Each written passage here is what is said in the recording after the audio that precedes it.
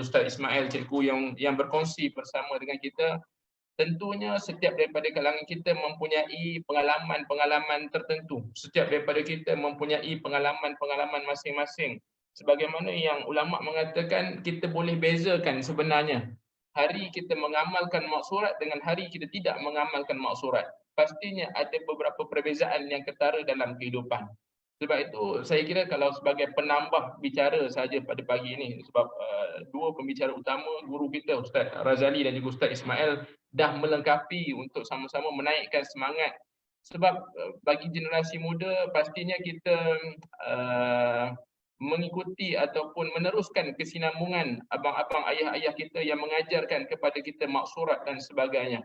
Dan pastinya juga kalau kita lihat bagaimana Nabi SAW sendiri, sebab kita berbicara tentang zikir maksurat, pastinya yang sebagaimana yang Ustaz Ismail Cikgu sebutkan kepada kita tadi, kesinambungan yang kita ambil zikir-zikir Nabi SAW, kita lihat sendiri bagaimana Nabi SAW 23 tahun merombak ataupun 23 tahun melakukan satu bentuk reformasi dalam masyarakat baginda.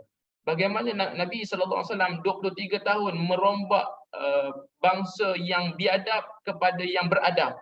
Bagaimana Nabi SAW 23 tahun merombak bangsa yang berpecah belah kepada bangsa yang bersatu. Daripada bangsa yang musyrik kepada yang tauhid. Dan Nabi SAW juga melakukan satu reformasi tauhid ataupun reformasi akidah. Daripada manusia-manusia ketika itu bergantung kepada benda, bergantung kepada material, bergantung kepada Allah Subhanahu Wa Taala. Dan selama 13 tahun juga ketika di Mekah, Nabi SAW menanamkan tanaman-tanaman asas dalam diri sahabat-sahabat baginda, supaya selepas itu mereka bukan sahaja menjadi sahabat yang walaupun usianya muda, tetapi kematangan fikriyahnya, tetapi kematangan fikirannya, sebagaimana yang Ustaz Razali sebutkan kepada kita tadi, kekuatan akliyah dan kekuatan ruhiyah. Bagi generasi-generasi pengamal ataupun generasi-generasi muda yang nak yang mendengar kisah-kisah dakwah, yang membaca kisah-kisah para nabi, yang membaca kisah para sahabat dan terinspirasi dengan kisah-kisah para ulama terdahulu, atau membaca kisah-kisah sejarah ayah-ayah dalam gerakan Islam, melihat kepada semangat, bukan sekadar kita nak hanya semangat semata-mata, tetapi inilah yang dikatakan supaya kita tidak tersilap memilih jalan-jalan ataupun dalam kita menempuh jalan-jalan dakwah ini memerlukan persiapan. Ini saya suka bila Ustaz Ismail Cikgu sebutkan tadi, memerlukan persiapan-persiapan. Sebab bila kita membaca maksurat, bila kita melihat Ustaz Abdul Ghani Samsudin, saya kira pernah menulis dalam kitab wirid harian ataupun dalam kitab maksuratnya, manusia ini kerap kali ada ketegangan dalam berinteraksi bersama dengan alam sekeliling. Sebab itu Allah Subhanahu Wa Taala memberikan akal, sebab itu Allah Subhanahu Wa Taala memberikan bimbingan wahyu supaya keperluan manusia itu mengasah senjatanya. Apa maksud mengasah senjata? Ini yang disebutkan oleh Ustaz Ghani dalam kitab Al-Maksurat. Mengasah senjata, yakni mengasah dan membasahkan lidah kita dengan zikir. Mengasahkan senjata yang disebut ad-du'a silahul mu'min. Doa sebagai senjata orang Islam, doa juga sebagai nak membasahkan lidah kita. Sebab kita tahu, Ustaz Ismail tadi kongsikan kepada kita, Allah sebut dalam Quran, ala bidzikrillahi tatma'innul qulub. Dengan berzikir akan menjadikan hati manusia ini tenang. Perbahasan ataupun di kalangan golongan-golongan kita kata awam, bila membaca ayat ini seolah-olah dah berzikir dah Ustaz, bukan tak berzikir. Kenapa hati masih lagi tidak menjadi tenang? Dah banyak dah ulang kalimah subhanallah, alhamdulillah. Yang kita katakan kalau kita cuba merujuk kitab-kitab tasawuf, akan meletakkan zikir itu kepada sekurang-kurangnya kepada 3 aspek. Yang pertama, kaedah dia menyebut. Yang kedua, mengingat. Yang ketiga, bagaimana untuk diterjemahkan kepada akhlak. Manusia yang mengamalkan zikir-zikir ini bukan sekadar menyebut, tetapi nak mengingatkan kepada Allah Subhanahu Wa Taala, kemudian diterjemahkan dengan akhlak yang mulia. 3 gabungan inilah yang disebutkan dalam kitab-kitab tasawuf, akhirnya menjadikan hati manusia itu tenang kepada Allah Subhanahu Wa Taala. Andai tidak, mulut hanya menyebut, tetapi pemikiran masih lagi terawang-awang memikirkan kabel-kabel manusia.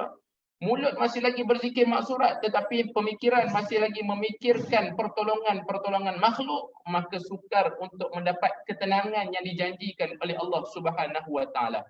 Sebab bila kita sebut tentang zikir maksurat atau apa jua zikir, pastinya dalam surah Al-Baqarah Allah menyebutkan kepada kita, fazkuruni askurkum.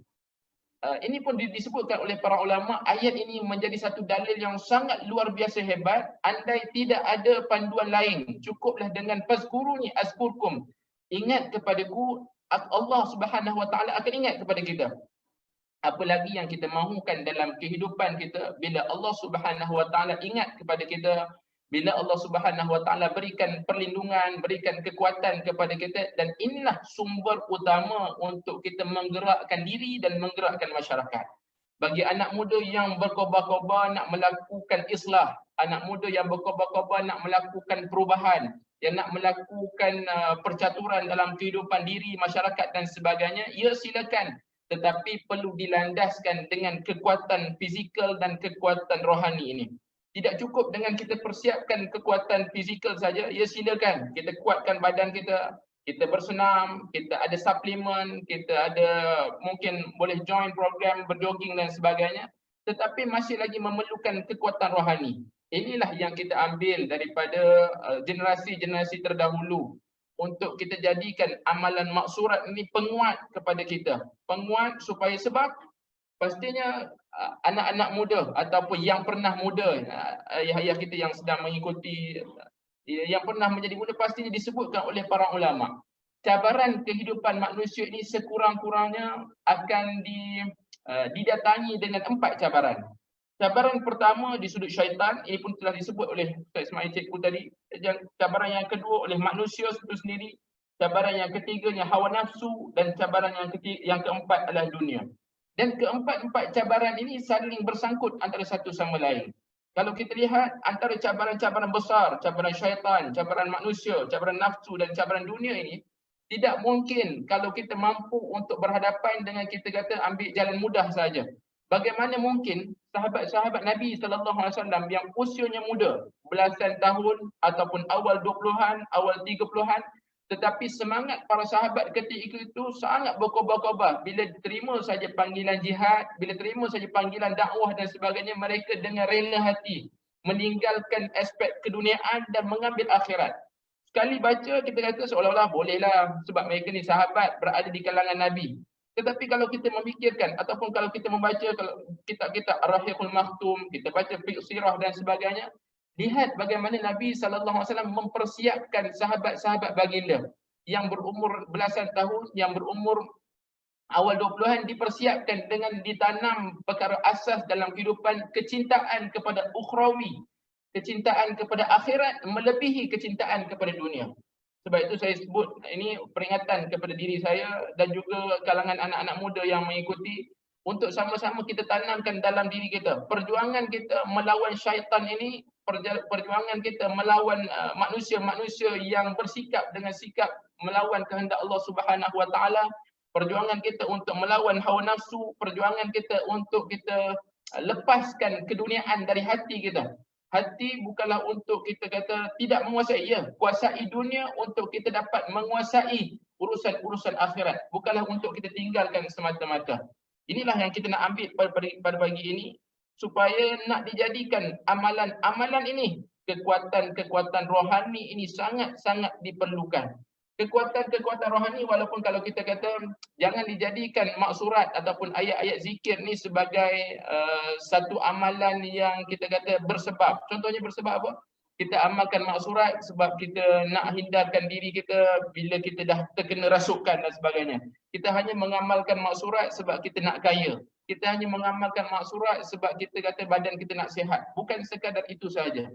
Tetapi keperluan-keperluan yang sebagaimana Ustaz Razali dan Ustaz Ismail Cikgu sebutkan kepada kita tadi, lihatlah bagaimana akhirnya tanpa kita sedari amalan-amalan ruhiyah ini yang kita baca akhirnya menyebabkan keimanan kita semakin meningkat, hubungan kita dengan Allah Subhanahu Wa Taala itu makin baik.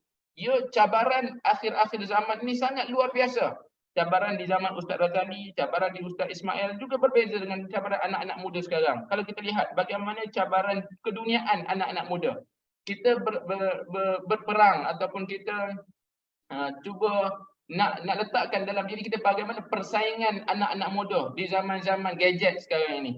Sebab kadang-kadang kita kata nak baca mak surat, bukan tak nak baca Ustaz Ismail, bukan tak nak baca Ustaz Razali, tapi bila nak baca mak surat adalah lepas main subuh, nak baca mak surat tiba-tiba WhatsApp berbunyi, tiba-tiba banyak tiba-tiba dalam anak muda ni. Kan kita bukan tak nak baca mak surat, bila kata dah install dah apps mak surat dalam handphone. Tapi bila install apps mak surat dalam handphone, sambil-sambil baca keluar pula notifikasi tu kat atas tu. Akhir tertekan WhatsApp tu Ustaz. Allahu Akbar. Ini menyebabkan terbantuknya hubungan-hubungan, terbantuknya kita ada, lemahnya manusia sebegitu. Tapi akhirnya kita nak muhasabah dalam diri kita bila kita melihat rupa-rupanya dengan amalan-amalan mak surat ni lebih hebat pergantungan dengan Allah Subhanahu Wa Taala, lebih kepada pergantungan sesama makhluk. Akhirnya kita nak ajar dalam diri kita supaya perjalanan kehidupan ini disusun strategi sebaiknya. Sebab itu Nabi SAW mengajarkan kepada kita ada zikir pagi dan ada zikir petang. Atau ulama membahaskan tentang zikir petang ini dibaca selepas tergelincirnya matahari dan sebagainya. Boleh juga dibaca selepas waktu asar.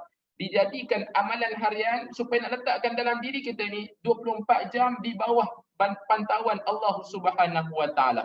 Saya sangat tertarik bila disebutkan kepada Ustaz Razali disebutkan kepada kita tadi ni, kekuatan rohani ataupun kekuatan akhliyah dan kekuatan rohiyah ni digandingkan yang menghasilkan manusia ataupun seorang pemuda yang mampu berdepan dengan masyarakat dalam keadaan dia ada persiapan-persiapannya.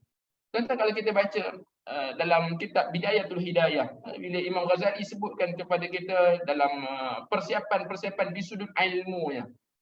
Kita mungkin dah mengetahui, kita masuk dalam gerakan Islam, kita diperkenalkan dengan mak surat. Tetapi tidak cukup dengan diperkenalkan saja ataupun tidak cukup dengan hanya kita membaca pada waktu tamrin ataupun waktu-waktu program saja. Sebab apa? Ilmu tanpa amalan, kata Imam Ghazali, ilmu tanpa amalan ini menyebabkan sia-sia saja. Sebab tidak mengamalkan. Imam Ghazali buat satu perumpamaan. Seorang pendekar, seorang pahlawan yang hebat, yang telah ada pada dirinya kelengkapan demi kelengkapan, yang ada padanya perang, yang ada padanya pedang, yang ada padanya senjata-senjata yang tajam, tetapi saat berhadapan dengan seekor singa yang garang tetapi tidak mampu untuk menggunakan senjata-senjatanya, akhirnya senjata-senjata ini tidak akan bernilai. Itulah perumpamaan yang Imam Ghazali sebutkan kepada kita. Andai kita ada ilmu, hari ini pagi ini kita dah diberikan pengisian-pengisian oleh guru-guru kita, tidak cukup hanya kita mendengar, tanamkan azam dalam diri kita anak-anak muda untuk istiqamah. Bila Ustaz Razali sebutkan tertinggal saja mak surat, qada, Allahu Akbar. Akhirnya kita tanya dalam diri kita, sejauh mana kita benar-benar hadam ataupun sejauh mana kita benar-benar beriltizam untuk dijadikan ini sumber kekuatan